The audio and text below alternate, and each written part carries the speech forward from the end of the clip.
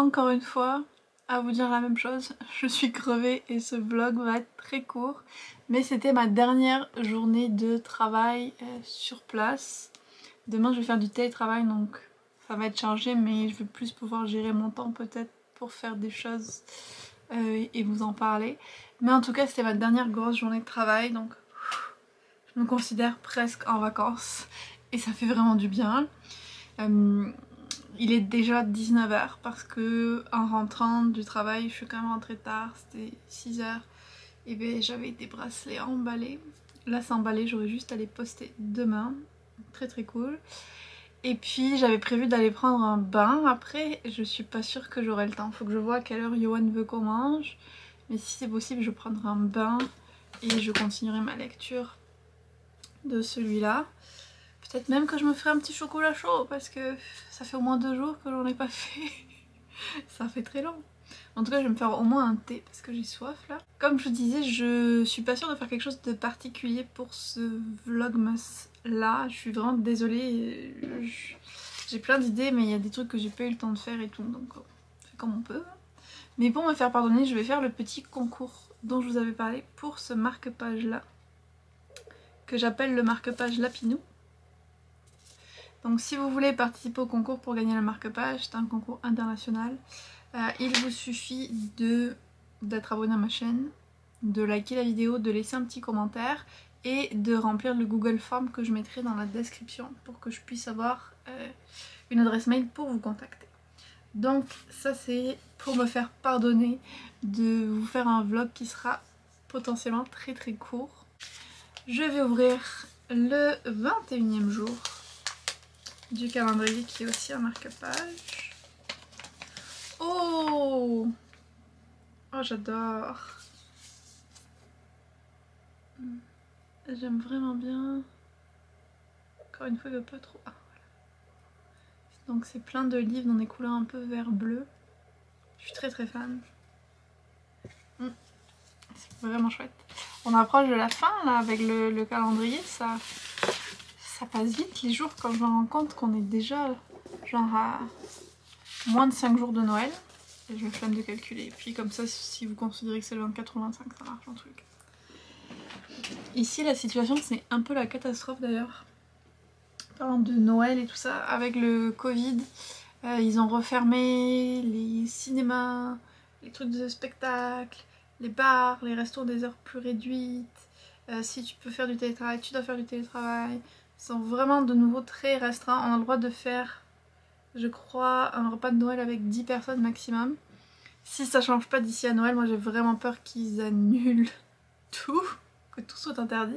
Chaque jour on attend de voir les nouvelles parce que ils avaient annoncé des nouvelles pour hier en matinée. Au final il y en a eu des nouvelles pour l'après-midi qui étaient beaucoup plus restrictives. Donc personnellement je m'attends à tout. Tout est possible. Ah oui, je voulais vous dire aussi, j'ai oublié de vous en parler, mais j'ai commencé Wrapped in You, je crois que c'est ça le titre. La romance de Noël de Talia Hibbert qui a fait Get a Life Chloe Brown. Et c'est vraiment cute. C'est très court, c'est 4 heures en livre audio et j'en ai déjà écouté un peu plus d'un quart, donc c'est plus une novella de Noël, ou en tout cas on va dire une petite romance. Et je rigole déjà pas mal en l'écoutant, c'est très mignon, c'est un peu cliché mais c'est choupinou, genre la fille... Déjà j'aime bien parce que les personnages ont la trentaine, j'apprécie. La fille a divorcé d'un gars il y a plusieurs années, elle est restée célibataire depuis, ça a l'air que ça n'a pas été facile comme divorce.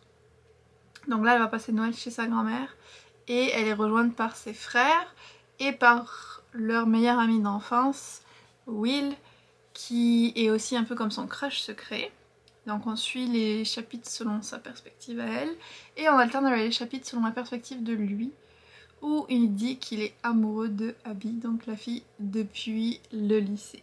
Donc c'est vraiment le cliché de les amis qui en fait s'aiment en secret mais osent pas se l'avouer parce que c'est pas le bon moment, parce que ils ont peur de ruiner leur amitié et tout ça. Donc on vit vraiment dans leur tête qu'est-ce qui se passe en parallèle à chaque réaction de l'autre, donc c'est assez drôle.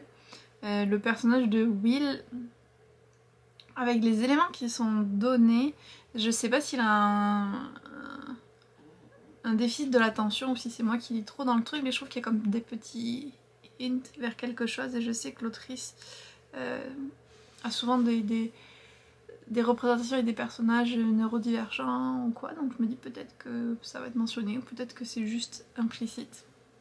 En tout cas j'aime bien pour le moment, en plus voilà, ils sont dans une vieille maison dans les Highlands en Écosse, j'adore. Genre le chapitre que je viens de lire, il vient de lui faire un chocolat chaud d'une façon très spécifique qui bien entendu a participé à mon envie de m'en faire un moi aussi parce que je suis hautement influençable. Donc c'est vraiment une chouette petite romance. Je vais la continuer, je sais pas, demain un petit peu, tranquillement. Je me stresse pas trop avec ça, comme je dis elle est très courte donc je peux la glisser assez facilement. Là j'attends encore un petit truc, quelqu'un qui doit passer récupérer quelque chose chez nous. Et après je vais voir si je peux prendre un bain avec ma lecture et un des nouveaux produits Lush que mes collègues m'ont offert. J'ai envie de plein de bulles. J'ai utilisé la petite bouteille qui est censée être utilisable plusieurs fois pour faire de la mousse. On est pas mal, on est pas mal. On va essayer cette chose là, voir si ça fait quelque chose. Eh oui. On voit plus les étoiles. En tout cas c'est très effervescent. Hop. Donc je vais laisser ça continuer et me mettre dans le bain, littéralement, avec mon livre. Je viens de sortir de mon bain, j'y suis restée plus d'1 heure, mais ça m'a vraiment fait du bien et ça sentait trop bon les produits Lush, genre une fois que j'avais testé ça sentait pas trop, mais là c'est vraiment resté tout le long du bain l'odeur, ça sentait trop bon, j'étais hyper fan. Et en fait je suis restée dans le bain hyper longtemps, bon parce que c'était chouette, mais aussi parce que j'ai lu toute la romance presque parfaite du Nacre de Noël. Je l'ai complètement fini. C'était vraiment sympa. Franchement, si vous cherchez une romance de Noël qui est vraiment sur Noël, genre avec beaucoup d'éléments de Noël, des fêtes, tout ça, c'est ça là qu'il vous faut. De la première à la dernière page, on fait que parler de Noël. Bon, déjà parce que c'est le travail de Zoé, qui est le personnage principal féminin, qui travaille dans la déco de Noël, mais aussi parce qu'elle part dans sa famille, donc à Snowflake Garden, et ils vont faire que des activités en rapport avec Noël. Aller chercher le sapin, décorer la maison, décorer le sapin, les cadeaux, bataille de boules de neige, cuisine, repas, pull de Noël. Genre il y a vraiment toutes les cases possibles de cocher pour célébrer Noël, elles sont dans ce livre-là. Donc pour ce côté-là, j'ai vraiment beaucoup aimé, ça m'a fait du bien, une petite lecture comme ça, c'était vraiment ce que je recherchais pour me mettre dans l'ambiance de Noël. La romance est cute, sympa, genre on est à fond dans le... Genre la romance cliché de Noël, ça se passe vite. Il y a le petit mésentente à la fin qui fait que oh non, ils sont plus ensemble alors qu'ils auraient pu l'être, mais ils vont retourner ensemble après. Donc tout ça c'était assez dans le cliché on va dire, mais moi je pars du principe que je m'y attends dans les romances de Noël que je vais lire, donc ça me dérange pas si on évite les écueils de tout ce qui est toxicité masculine et tout ça. Moi ça me va qu'on soit dans le cliché de la romance de Noël, je le sais en le lisant, donc je vais pas lui reprocher. Le seul truc que je vais reprocher par contre, en fait il y en avait deux, de trucs que je voulais reprocher, mais il y en a un, j'arrive pas à m'en souvenir. Le temps de sortir du bain, je l'ai oublié. Le deuxième, c'est juste que donc Ethan, le journaliste qui est censé faire un article sur elle, et Zoé sont pendant un peu plus d'une semaine dans sa famille, pendant que lui il écrit son article. Et à un moment, lui il dit qu'il doit retourner à New York, et c'est quand il commence comme à se rapprocher vraiment et à savoir qu'ils sont attirés l'un par l'autre. Et ce qu'ils disent, enfin ce qu'ils pensent, c'est oh non, mais quand je vais retourner à New York, on pourra plus se voir, on pourra plus être ensemble, machin et tout. Elle habite aussi à New York. Genre ça, je trouvais ça vraiment ridicule. Genre le fait qu'ils repartent à New York 2 jours plus tôt, ça allait arrêter toute leur histoire parce que lui, il allait être à New York et elle allait être à Snowflake Garden. Mais elle habite à New York, elle y est juste pour Noël là. Donc ça, je trouve que ça avait vraiment aucun sens. Et j'étais comme... Je levais les yeux au ciel par rapport à ça. Et c'est vraiment le seul que je me souviens, parce que l'autre truc, vraiment, ça veut pas rentrer.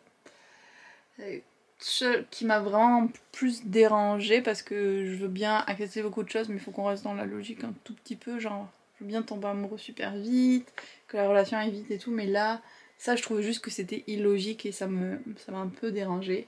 Mais de façon globale j'ai quand même trouvé ça vraiment chouette comme romance. J'ai bien aimé tous les personnages, j'ai aimé les personnages secondaires aussi, la famille de Zoé, notamment sa sœur et sa nièce Lily qui est trop adorable.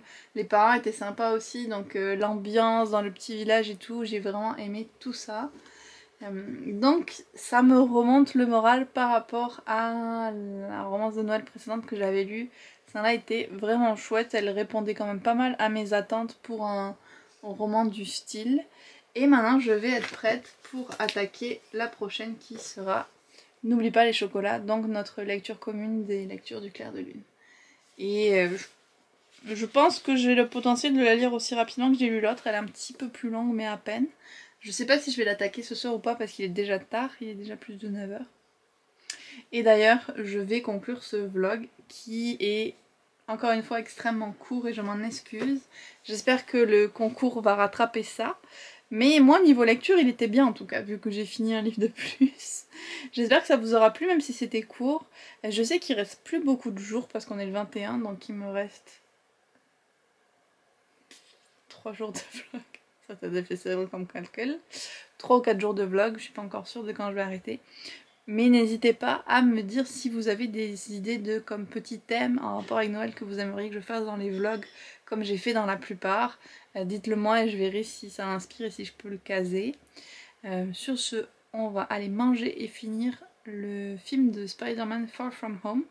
On avait commencé à la regarder en prévision d'aller voir le 3e au cinéma, mais bon, les cinémas ont fermé. On va quand même finir de regarder le 2e. Je suis toujours pas hyper fan de Spider-Man, mais je veux les voir parce que je veux voir le 3e, parce que dans le 3e il y a Doctor Strange. C'est ça ma principale motivation. Donc je vous laisse et on se retrouve demain pour un nouveau Vlogmas.